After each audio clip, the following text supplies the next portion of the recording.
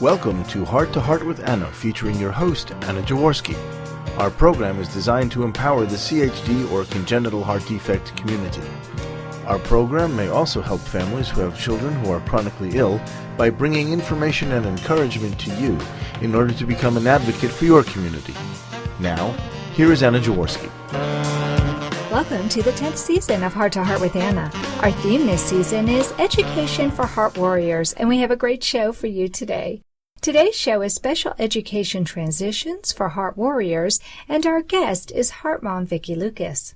Vicki Lucas is mom to 3 adult sons, Zach, Alex, and Ian. She is certified in regular and special education. Vicki taught special education for years before becoming a heart mom to Alex, born with hypoplastic-left-heart syndrome, or HLHS. She is currently a driver's education instructor and active as a special education advocate. Vicki guided Alex through the transition of his educational, social, emotional, and medical needs, and is able to advise other parents in planning higher educational goals for their children. Alex now attends college in Maryland, where his family lives. Alex has learned to advocate for himself and was able to obtain important adaptations through his college's Disability Services Office. He is now assuming more responsibility for his medical needs as well. Vicki believes her son's story and her experience as a special education teacher can give hope to families struggling to understand the special education system.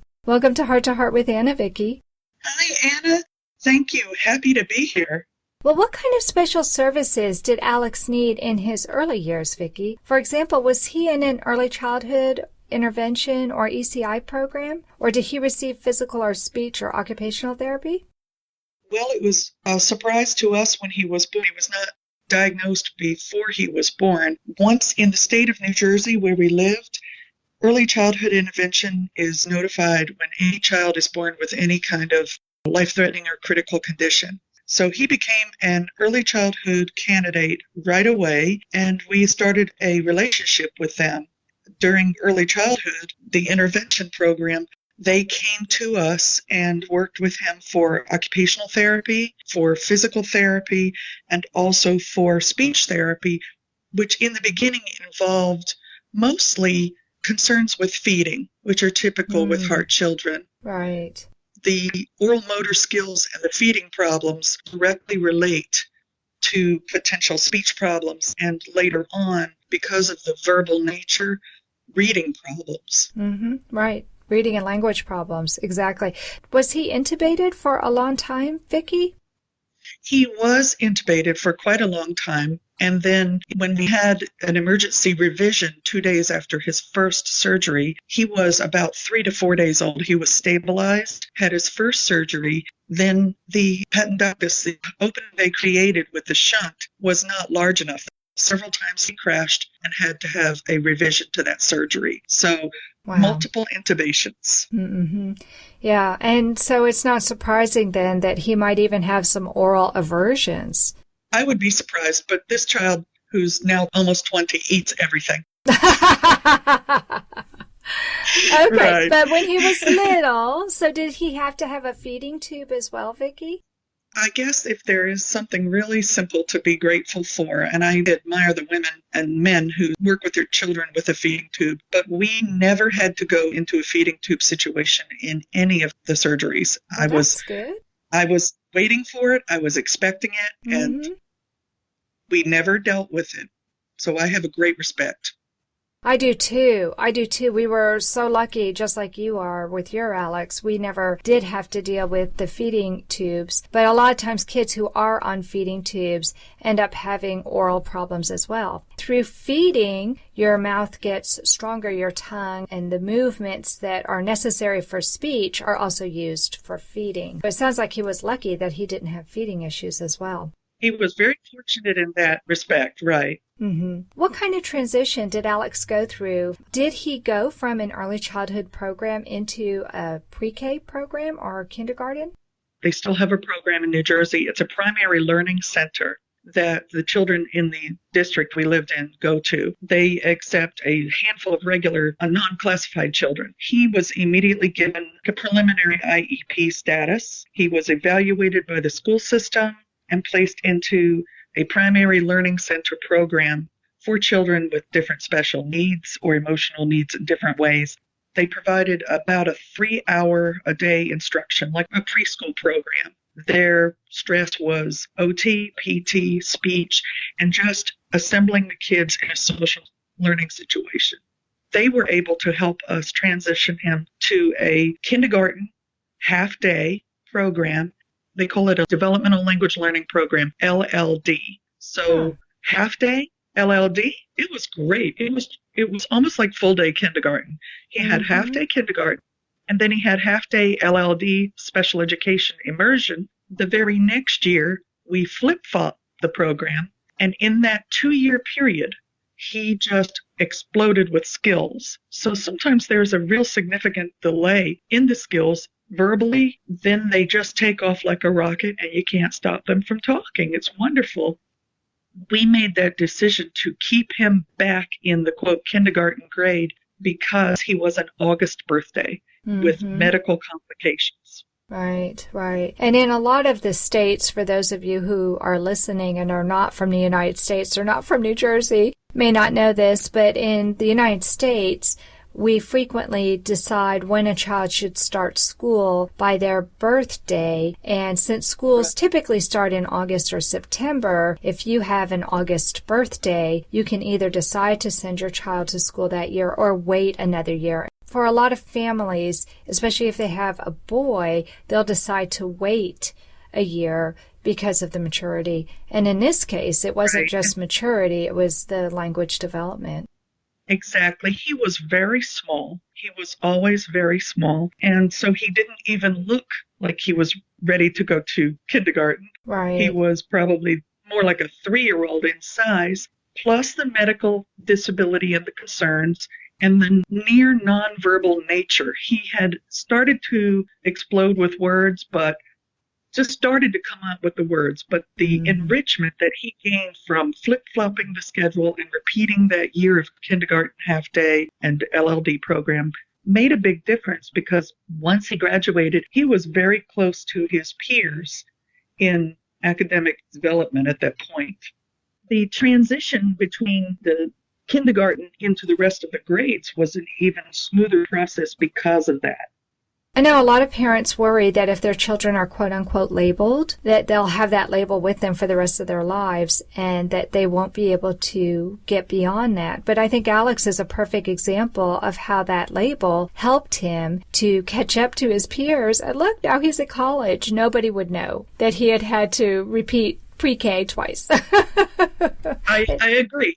If you've got to repeat, it can be done very simply at the kindergarten, first grade level. The kids are so close in age, and the age span is from very, very young starting kindergarten to much older starting kindergarten. So when he went in with his peers as a kindergartner for the second time, he was one of the oldest, which is great. There's so many children in that situation.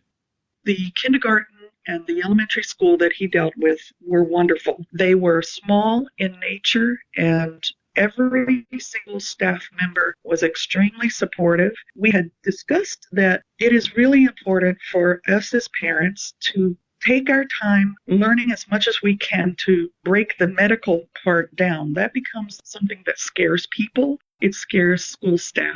Right. They really want to know as much as they can so they can be prepared.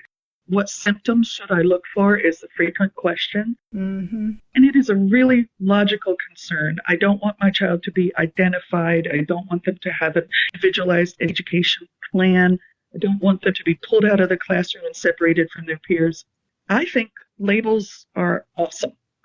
We can, as a special education teacher, we can always take something away from a program, but it is a lot harder to add to a program. Exactly. Right. Absolutely. You can always decide to decline services or reduce the services, but frequently there's a waiting list for those services. So if you wait and wait and wait to apply, by the time you apply, you might have to wait longer because there are other people who are ahead of you who have been waiting as well. So the thing to do is exactly what you did. The minute you get that label, you get that identification that something could go wrong, to go ahead and apply for those special services. And then if you don't need them, great. But if you do, you can get started at the beginning, because in those early years, we can make a big difference. The first 3 or 4 years are critical.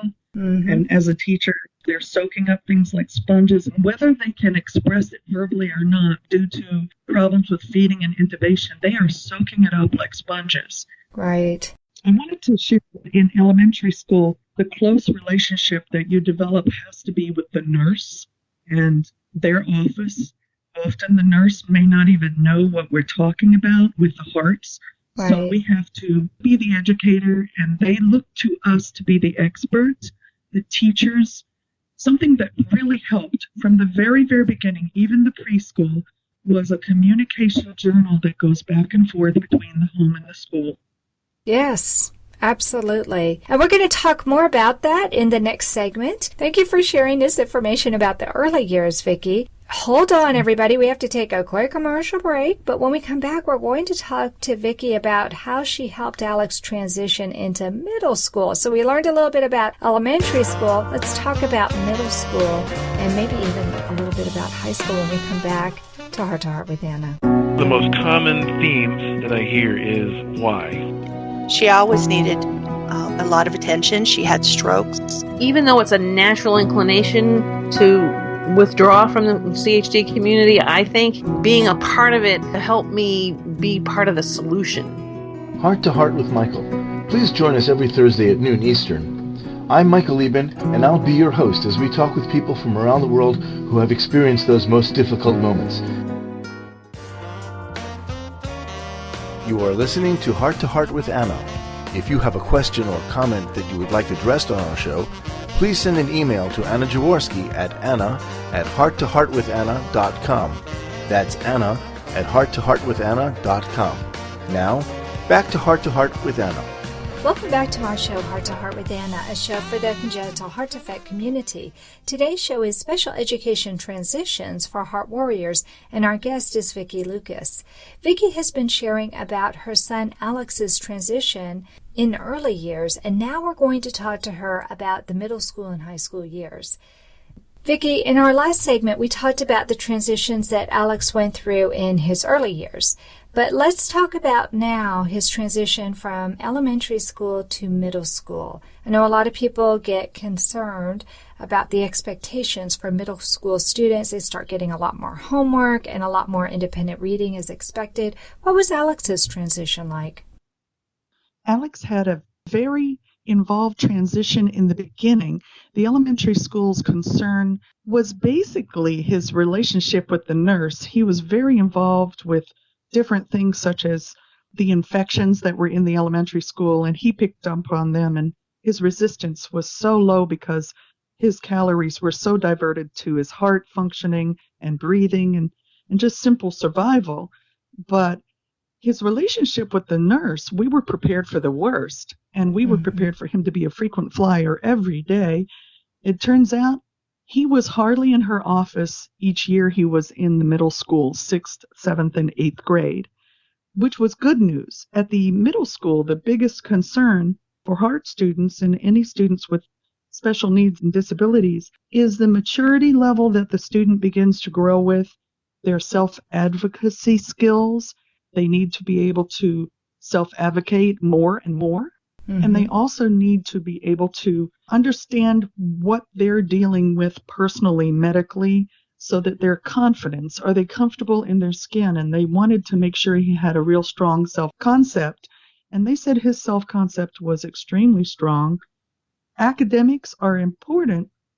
They will schedule your child according to what is appropriate for them based on their performance academically in elementary school. But he handled things with so much style. Our biggest concern was his stamina and endurance, and could he make it through a middle school day? And he did. Oh, that's just so wonderful to hear. I know that a lot of times it is difficult for those students in the early years because their immune system just isn't built up. But it sounds like Alex's immune system was built up by the time he hit middle school. We felt like we had really made a major milestone. Mm-hmm. Yeah. Well, talk to us about what the transition was like for him going from middle school to high school, because even my friends who have children who are heart healthy, when their children are going from middle school to high school, it's a big leap. It really is a big leap. And for everyone, all students in general, it's the time where the performance in middle school becomes very critical. We all don't realize that from the day they start middle school, they're really starting the pathway to the transition for high school. Mm-hmm. And the middle school will help you create a transition plan in the 8th grade. Sometimes the team from the high school will come down to a middle school and meet with the family, the student. It's very important that the Heart Warriors participate in their IEP meetings, their educational plan, or if they're fortunate enough to transition into a 504 plan for the Americans with Disabilities Act, that the kids know what's going on. They often say, I don't want to take this kind of class, or I don't want to take an advanced or GT class. But if they've got the academic capability and potential, they should be placed appropriately. And then the diminishment of services will be very clear. Alex went from being the most immersed child in his kindergarten program to transitioning from resource room to in-class support to services like speech provided directly in the classroom. And then as those things improved and there was no discrepancy between aptitude and academic performance, they cut him loose. And he eventually became a candidate for what they called a medical plan in high school. Mm-hmm. No IEP, no 504, and right to the medical plan. So his relationship was very self-advocating with his teachers and with the school nurse. It really was a dream come true. Wow, it sounds perfect. It sounds like the exact transition that you hoped for when you started that journey such a long time ago when he was, 3 years old? Good grief. Yeah. I mean, when chaos breaks loose at birth. And I was just thinking this morning that he will be 20 in a couple of months, and it feels like all of this just happened yesterday. And then for many of us, we all understand that it just almost feels like, how in the world did we ever get through all of that? What our big responsibilities, we feel like we have an obligation to be, as a family, and Alex as a heart warrior growing into young adulthood, that he realizes, and he has come to realize, he is a real inspiration for many, many kids and their parents, because the journey can be quite scary and horrifying, and we're just so happy that we can help. Right, right. And I love it that you're sharing his story with us today and that it is so inspiring and uplifting. What advice do you have for a heart mom today? Since you're a special education teacher and you have gone all the way from those early childhood days through now having a college student in your home, what advice can you give to that heart mom who's looking at her child today wondering, what do I do next? If you're looking at a newborn or a 3-year-old, never lose sight of hope and goal. It's so hard. We get challenged and pushed, but stay vigilant about their services. Make sure you're aware of the contact time they have with a professional, in-class support services, speech, OT, PT, and other things they might need, such as behavioral sessions with a therapist are often helpful as they get older. Right. We just wanted to make sure that we understand we have options, diplomas, certificates, continued support services.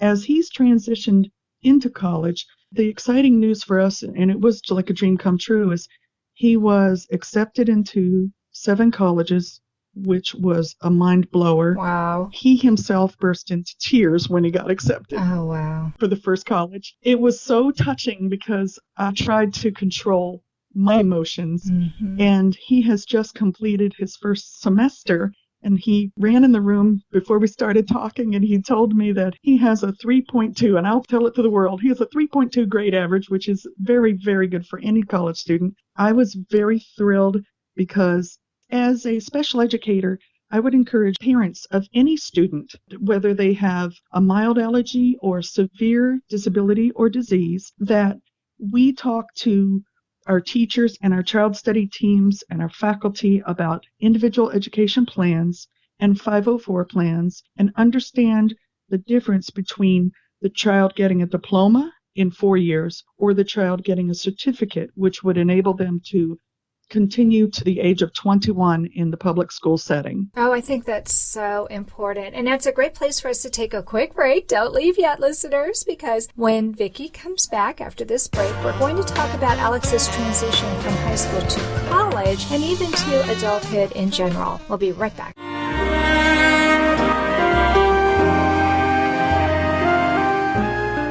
Home Tonight Forever by the Baby Blue Sound Collective.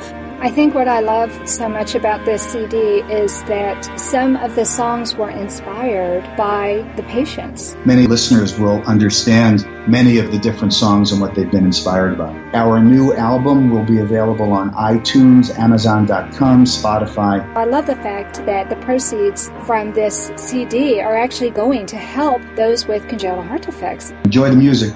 Home Tonight Forever.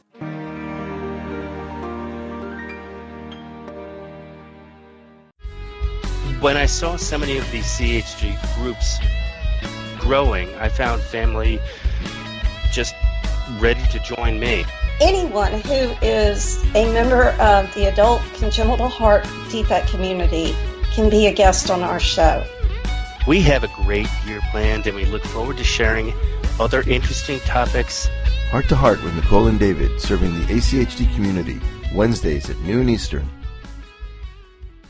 Welcome back to our show, Heart to Heart with Anna, a show for the congenital heart defect community. Today's show is Special Education Transitions for Heart Warriors. And I have Vicki Lucas in the studio with me. We've been chatting about her son, Alex, and his transition from middle school to high school. But now we only have a few minutes left, and I want to talk about his transition from high school to adulthood and into college.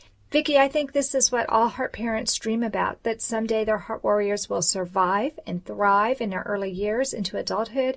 And we often don't think about the transitions that are needed for our children to become successful adults. So can you tell us about the most challenging educational transition you went through with Alex while he was transitioning from high school to college? Our educational concern was that he would be able to get adaptations for classes as needed and an understanding, because college is so fluid. There's so many changes. You have semester professors. It's not somebody who knows you all year long. You're going to encounter a lot of people who've never met you, don't know about your heart. Right. Self-advocacy becomes the key. It's not me or my husband calling the school and telling them about Alex. It's Alex going to the healthcare office and visiting with the nurse and introducing himself. It's Alex going into the student's disabilities office and telling them that he has a medical condition where he would like to apply, and you have to apply for your adaptations. They call them adaptations. He was able to get about 5 adaptations, which included the ability to leave the room to get some fresh air, go to the bathroom, and be back in 10 minutes. He was able to get his testing relocated, if he needed it, to the testing center, so that if he needed extended time on a test, an exam, he was able to schedule in the testing center and take it. And he was also able to work with the professors in case he faced a doctor's visit or hospitalization. It wouldn't be punitive. Sometimes we will run into people, and that's part of self-advocacy. The young adults will run into some professors who don't really understand the nature of the heart defect.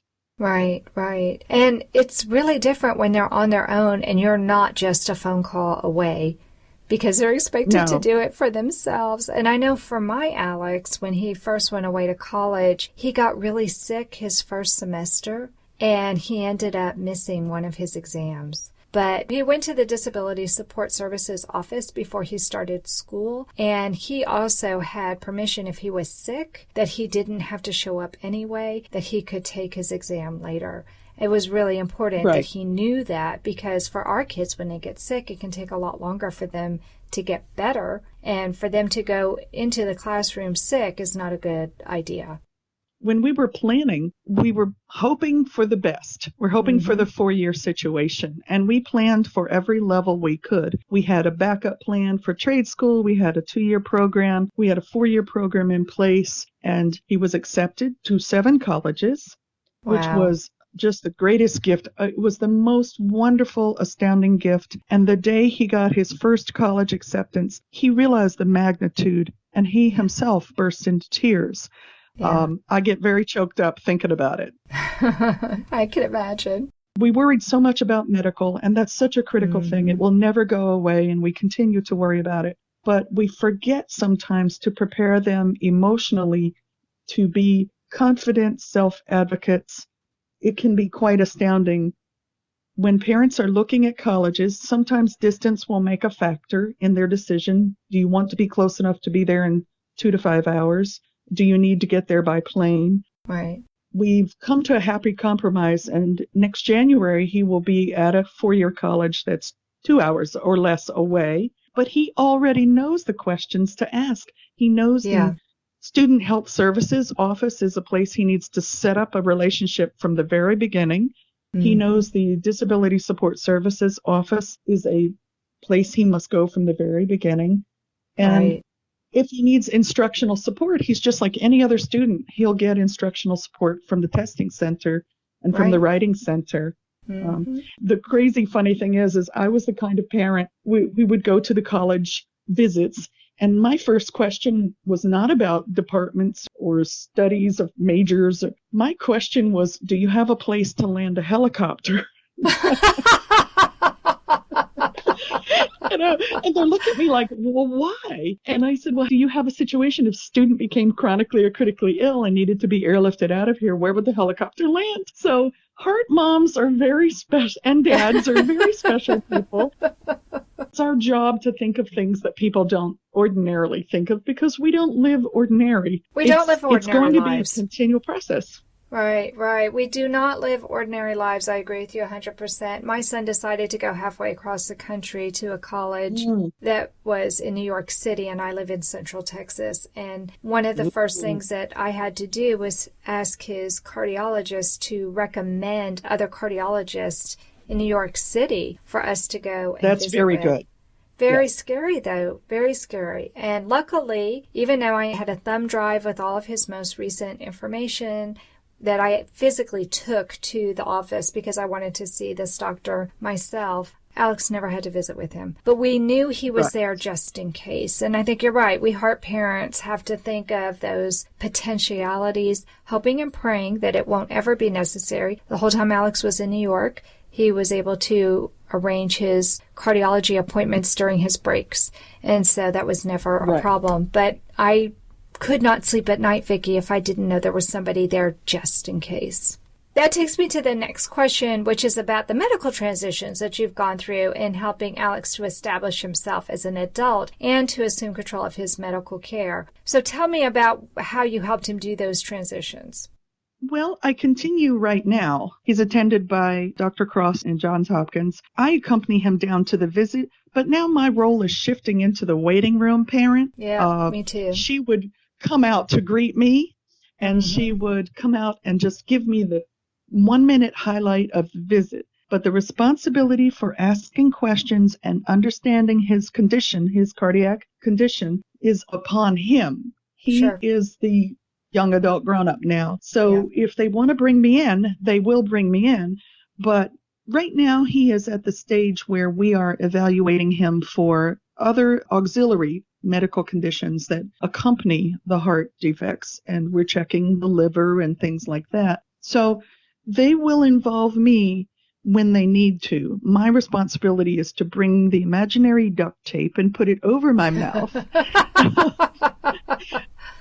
Medically impossible to do. We do talk about the future. I do tell him things that I want him to always keep in the back of his mind medically, and his responsibility as he grows up, so that he takes care of his body and understands that his actions in college and in life will impact his heart, so that he is keenly aware of how he feels and he can describe it to a physician, and I don't need to be there. Right. It's a task.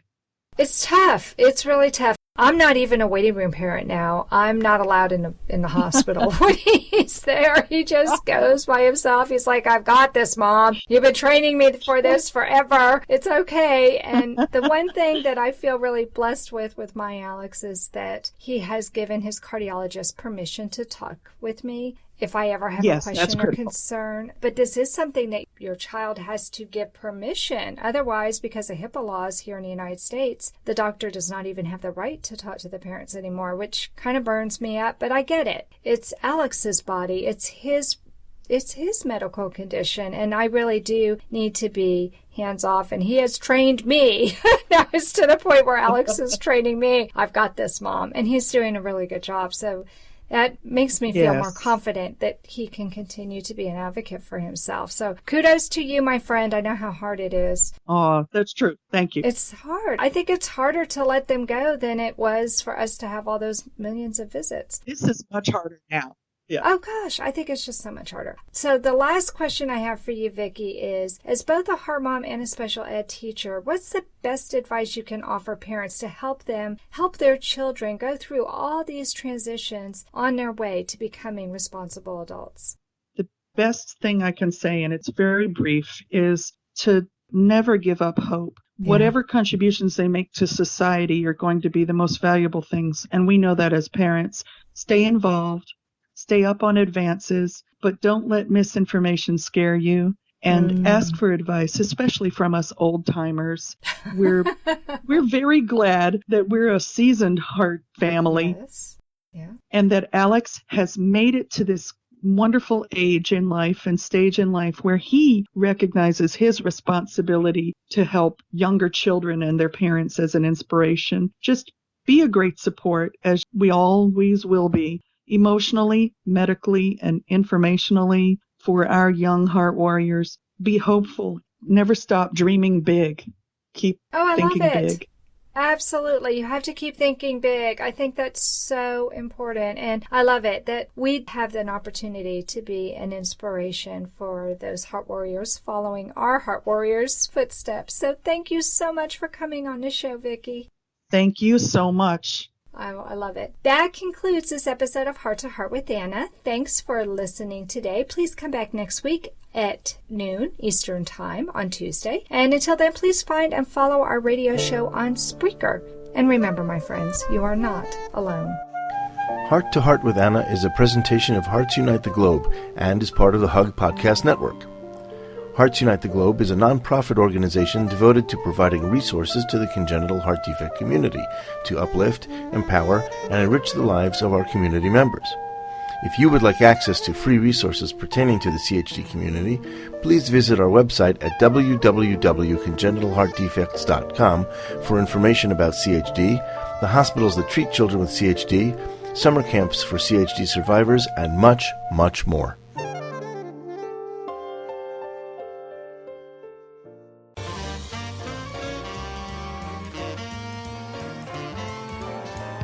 Thank you again for joining us this week. We hope you have been inspired and empowered to become an advocate for the congenital heart defect community.